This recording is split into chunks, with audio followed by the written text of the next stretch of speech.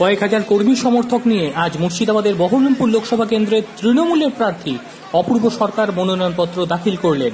আজ জেলা প্রশাসনিক ভবনে তিনি তার মনোনয়নপত্র দাখিল করেন। তার আগে জেলা প্রধান কার্যালয় থেকে পায়ে হেঁটে মন্ত্রী শুভেন্দু অধিকারী সহ তৃণমূলের বিভিন্ন নেতা ও নেতৃত্বরা একসঙ্গে পায়ে হেঁটে আসেন প্রশাসনিক ভবনে এবং সেখানেই তিনি মনোনয়নপত্র দাখিল করেন। কয়েক হাজার কর্মী সমর্থক নিয়ে এসে মনোনয়নপত্র দাখিল করার মধ্য দিয়ে তিনি বোঝাতে চাইলেন যে শক্তিতে কোনো অংশেই তিনি কম নয়। জেতার ব্যাপারে যথেষ্টই আত্মবিশ্বাসী লাগলো তার গলায়।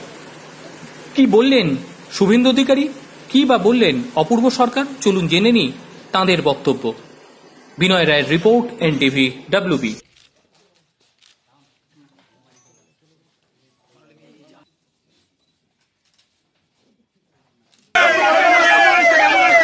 পদার্থ সাংসদ বিজেপির বন্ধু অধীর চৌধুরীকে পরাস্ত করতে রাস্তায় মানুষ নেমেছে।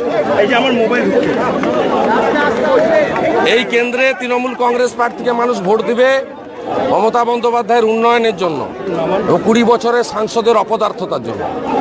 কালকে অধীর চৌধুরী অভিযোগ করেছে যে সবাইকে হুমকি দিয়ে নিয়ে আসা হচ্ছে। উনি আপনাদের কাছেই আছেন মিডিয়াতে, উনি মানুষের কাছে নেই।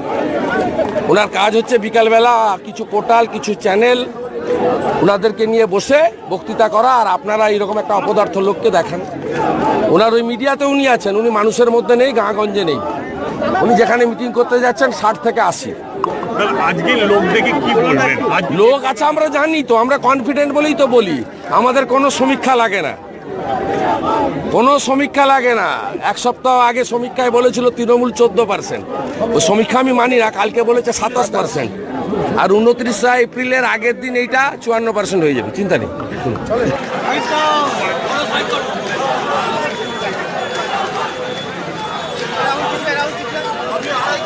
শুভেন্দু অধিকারী নেতৃত্বে এই জেলায় সুব্রত সাহা সমস্ত, তাই মানুষ যে সঙ্গে আছে, সাথে আছে, সেটাই আজকে তার প্রতিফলন ঘটেছে।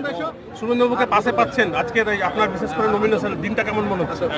আমার কাছে আমার কৃতজ্ঞতা জানানোর ভাষা নাই। শ্রদ্ধা প্রণাম জানাই মমতা বন্দ্যোপাধ্যায়কে আমার মতন সাধারণ পরিবারের সন্তানকে আজকে এই জায়গায় দিয়েছে। কৃতজ্ঞতা জানাই শুভেন্দু অধিকারী, তার সমর্থন। শেষ হচ্ছে যে তিনি যে আজকে এইখানে উপস্থিত থাকবেন, এটা আমার কাছে একজন রাজনৈতিক কর্মী হিসাবে আমার সবচেয়ে বড় পাওনা জীবনে। এই ধরনের নেতা, নন্দীগ্রাম আন্দোলনের নেতা, আজ বাংলার একটা উন্নয়নের মুখ, প্রতিবাদের মুখ, তিনি যে এইভাবে এসে পাশে দাঁড়িয়ে রাস্তায় হেঁটে নমিনেশন ফাইল পর্যন্ত এগিয়ে দিয়ে যাবে, সঙ্গে সুব্রত সাহা আমাদের জেলার সভাপতি, আমাদের অনেক সিনিয়র লিডার, অন্যান্য নেতৃত্ব, অশোক দাসরা আছে, নিয়ামত ভাইরা আছে, রবিউল চৌধুরী, মধুরা আছে, বাবাই আছে, মহকুমার সভাপতি গৌতমরা আছে। স্বাভাবিকভাবেই আমি কৃতজ্ঞ এই সমস্ত সবার কাছে। আমি সবাইকে আমার পক্ষ থেকে শ্রদ্ধা জানাই, প্রণাম জানাই। যারা এই রোদে কষ্ট করে মহিলারা এসছেন, মাতৃমণ্ডলীরা এসছেন, আমি তাদের কাছে ঋণী হয়ে থাকলাম আগামী দিনের জন্যে।